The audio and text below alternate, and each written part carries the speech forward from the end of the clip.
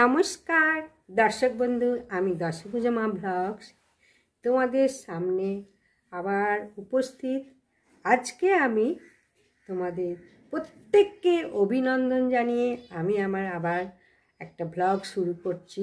এটা হচ্ছে আবারও পূজা পার্বণ। কথায় বলে 12 মাসে 13 পার্বণ, আবার 13রও বেশি। তোমাদের বললাম মানুষ এখন সব সময় পূজা পাঠ নিয়েই থাকে, এবং যে কোনো সিরিয়াল সিনেমা দেখো, পুজো অর্চনার যদি হয় মানুষ খুব মন দিয়ে ভক্তি ভরে দেখে। তাই পূজা পাঠটা এমনই একটা জিনিস, বিশ্বাসের উপর নির্ভর করে আছে। বিশ্বাস করলে তোমার মনস্কামনা পূর্ণ হবেই হবে। এই রকম করে যদি এই মনের ইচ্ছা নিয়ে যদি পুজো পাঠ করো, দেখো তোমার মঙ্গল হবে, সংসারে শ্রীবৃদ্ধি ঘটবে এবং সমস্ত মনস্কামনায় যা যা ইচ্ছা পূরণ হবেই হবে। প্রথমেই তোমাদের জানাবো, আজকে 12 মাসে 13 পার্বণ এই তো শুরু হয়ে গেছে। কার্তিক গেল, অঘ্রাণ এলো, ইতু ঠাকুর তো পাঠে বসে গেছে। এইবার পাঠে বসার পর ইতু ঠাকুরের এবার ওঠার সময় এসেছে। 1 মাস যাবৎ প্রত্যেক রমণীর ঘরে ঘরে বাংলায় অধিষ্ঠিত হন মা ইতু রানী। এখন ইতু রানী তো অঘ্রাণ মাসের একদম প্রথম দিনই ইতু ঠাকুরকে পাতা হয় নানা রকম উপাচার, গাছগাছালি,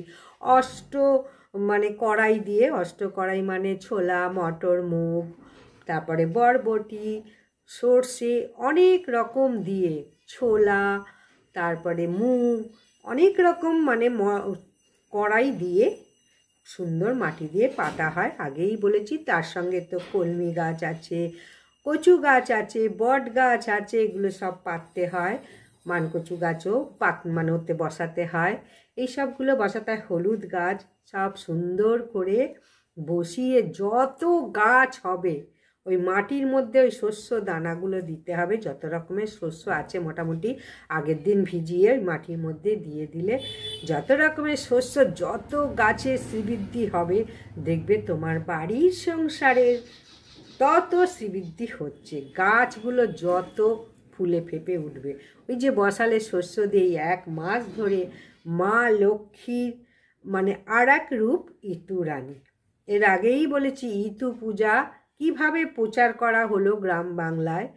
ইতু উমরো আর ঝুমরোকে বনবাসে ওর বাবা দিয়ে এসেছিল, সেখানে ইতু পূজা দেখে ইতু পূজা করে বাড়িতে কিভাবে শ্রীবৃদ্ধি ঘটলো। উমরো ঝুমরো তো বিশাল গরিব ছিল, কিভাবে শ্রীবৃদ্ধি ঘটলো, মা লক্ষ্মী ধন দৌলতে কিভাবে ভরিয়ে দিল, এর আগের ভিডিওতে, প্রথম ভিডিওতেই আমি দিয়ে দিয়েছি, লিঙ্ক থাকবে, সেটা একটু দেখে নিও।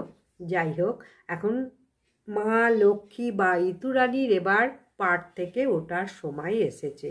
1 মাস প্রত্যেক রমণীর ঘরে বসে অধিষ্ঠিত হন, যারা অবশ্যই পূজাটা করে। এই পূজা যারা যারা করেছে প্রত্যেকেরই মঙ্গল হয়েছে, এই বিষয়ে কোনো ভুল নেই।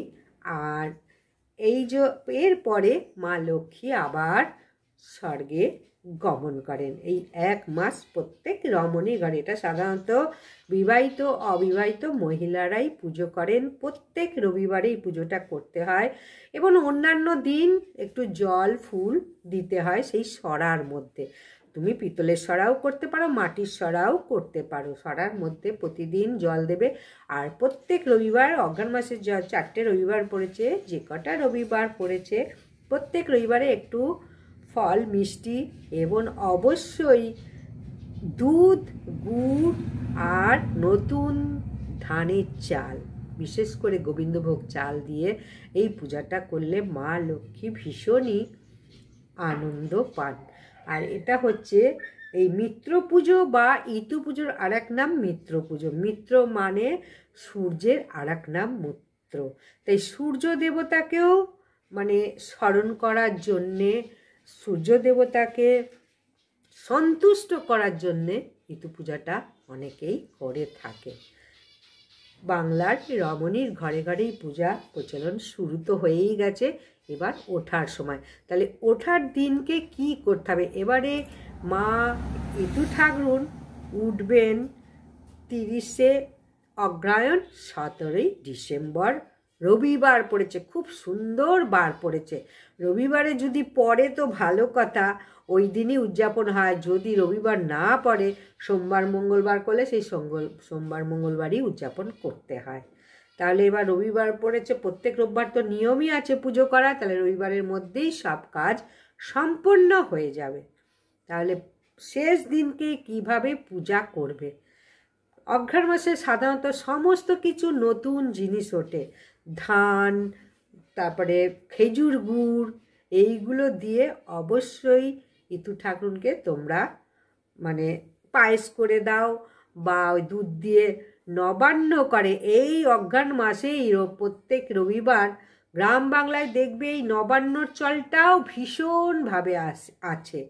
মানে নবান্ন এক পার্বণ, 12 মাসের 13 পার্বণের এক পার্বণ নবান্ন, নব অন্ন, নতুন সব কিছু দিয়ে মানে ওই পুজোটা করা হয় নবান্ন। তা সেই ওই নবান্ন মতো করে সমস্ত রকম ফল, দুধ, চাল দিয়ে ইতু ঠাকুরকেও পুজোটা দেবে।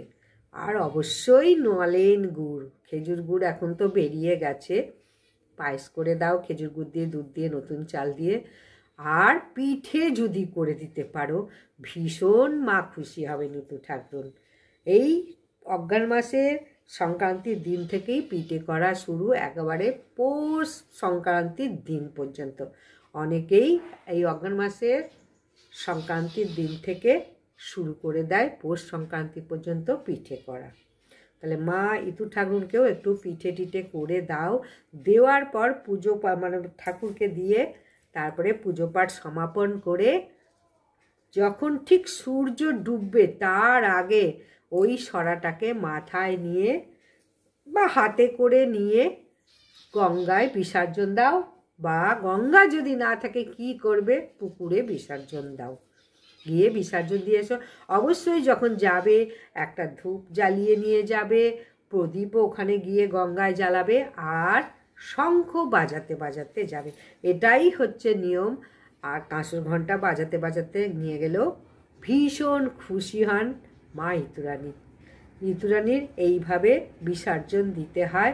এবং দেখবে শেষের দিন ওই সরাটা ফুলে মানে গাছে পুরো সুন্দর লাগে, খুব সুন্দর লাগে, গাছ এত সুন্দর গজায়। তার যত সুন্দর গজাবে সংসারে তত উন্নতি, তত শ্রীবৃদ্ধি। তাহলে বুঝতে পারছো তোমার পূজা পাঠটা কীরকম হলো না হলো, ওই গাছের উপরে নির্ভর করছে তোমার পূজা পাঠের মানে পূজা পাঠটা তোমার নির্ভর করছে গাছের উপরে। ইতু ঠাকুর ততই সন্তুষ্ট হবে যত সুন্দর গাছের শ্রীবৃদ্ধি হবে। তাহলে সেইভাবে তোমরা তো পুজো করেছো, এখন সুন্দরভাবে ইতু ঠাকুরকে ওই সব দিয়ে পূজা করো, করে সন্ধেবেলা শাঁখ বাজিয়ে বিসর্জন দিয়ে এসো। এখন কথা হচ্ছে গঙ্গায় তো বিসর্জন দিতে দেয় না আজকাল, তো মানে কোনো রকম গঙ্গায় মানে এই যে ফুল ফল কোনো কিছু ফেলতে দেয় না, গঙ্গা দূষণ হবে বলে। ওইখানে একটা ডাস্টবিন আছে, ডাস্টবিনে ফেলতে বলে, মনটা চায় না ওইসব জিনিসগুলো ডাস্টবিনে ফেলি। এখন যদি না ফেলতে দেয় কোনো উপায় নেই, নিরুপায় হয়ে ডাস্টবিনেই বসিয়ে দিয়ে আসতে হবে, কিছু করার নেই। যাই হোক, তোমাদের যেরকম ওখানে মানে নিয়ম আছে সেরকমই করো। নিয়ম তো গঙ্গায় বিসর্জন দেওয়া, এখন যেরকম নিয়ম আছে সেরকমই নিয়ম করো, করে তোমরা বিসর্জন দিয়ে এসো। দেখো ঘরে ঘরে কীভাবে শ্রীবৃদ্ধি ঘটছে।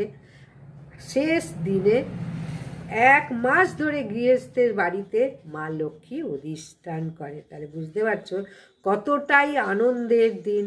মা লক্ষ্মীকে আবার বিসর্জন দিতে হবে, যেমন মা দেবী দুর্গা 4 দিনের জন্য আসে, আবার শেষের দিন যখন চলে যায় ভীষণ মনটা অতি বিষণ্ণ হয়ে যায়। সেই কারণে ইতু ঠাকুরকেও যখন বিসর্জন দেওয়া হয় মনটা খুবই বিষণ্ণ হয়ে পড়ে, কষ্ট হয়। মা লক্ষ্মী ওই দিনকে আবার স্বর্গে চলে যান। সূর্য দেবতাও তার সঙ্গে খুবই সন্তুষ্ট হন এবং মনোবাঞ্ছা পূরণ করেন। কারণ এই পুজোটা আবারও বলবো মিত্র পুজো নামেও পরিচিত। মিত্র পুজো বা ইতু পুজো। মিত্র হচ্ছে সূর্যের আর এক নাম। তাহলে সূর্য দেবতাকেও তুষ্ট করা হলো এই পুজো করে। তাহলে তোমরা পুজোটা অবশ্যই করো। এবং ব্রতকথা তো প্রত্যেক রবিবারই পড়বে। ব্রতকথা না পড়লে, ব্রতর মাহাত্ম্য না পড়লে সেই পুজোর কিন্তু কোনো রকম ফল হলো না। যে কোনো পুজো সবসময় মাথায় রাখবে, যে পুজোই করো, সন্তোষী মা পুজো, মঙ্গলচণ্ডীর পুজো, অশোক ষষ্ঠীর পুজো, নীল ষষ্ঠীর পুজো, দুর্গা ষষ্ঠীর পুজো, যে পুজোই করো না কেন ব্রত কথাটা অবশ্যই পড়ো, ব্রতের মাহাত্ম্যটা পড়ো, তবেই তোমার পূজা সম্পূর্ণ হলো। এটা কিন্তু সর্বশেষ কথা এবং গুরুত্বপূর্ণ কথা। সমস্ত কথাটা কিন্তু মাথায় রাখবে। আর এই সময় বললাম, বাংলার ঘরে ঘরে, বিশেষ করে গ্রামের দিকে, গ্রাম বাংলায় নতুন ধান চাল গুড় সমস্ত কিছু ওঠে। প্রতি ঘরে ঘরে নবান্ন শুরু হয়ে যায়। নব অন্ন, নতুন ধান চাল গুড় ওঠে বলে খুব সুন্দর করে ঠাকুরকে নবান্ন দেয় এবং বাড়িতে নেমন্তন্ন করে অনেক লোকজনকে। সবাইকে ওই নবান্ন তো দেয় এবং সবাইকে খাওয়ায় ওই দিনকে। কি না, শস্য বৃদ্ধির জন্য এই পুজোটা করা হয় নবান্ন। ইতু পুজোটাও তাই, শস্য বৃদ্ধির জন্য, লোক ঘরের ধন দৌলতের শ্রীবৃদ্ধির জন্য। নবান্নটাও ঠিক তাই, চাষবাসের শ্রীবৃদ্ধি ঘটার জন্য নবান্ন করা হয়। তাহলে দুটো জিনিস তোমাদের শেয়ার করলাম। তোমরা অবশ্যই, যদি ভালো লাগে ভিডিওটা, সাবস্ক্রাইব, লাইক এবং বেশি বেশি করে শেয়ার করো। যারা জানে না তাদেরকে জানাও জিনিসটা। সামনেই আসছে মা ইতু ঠাকুরের উদযাপনের দিন বা শেষ দিন, বিসর্জনের পালা মা ইতু ঠাকুর।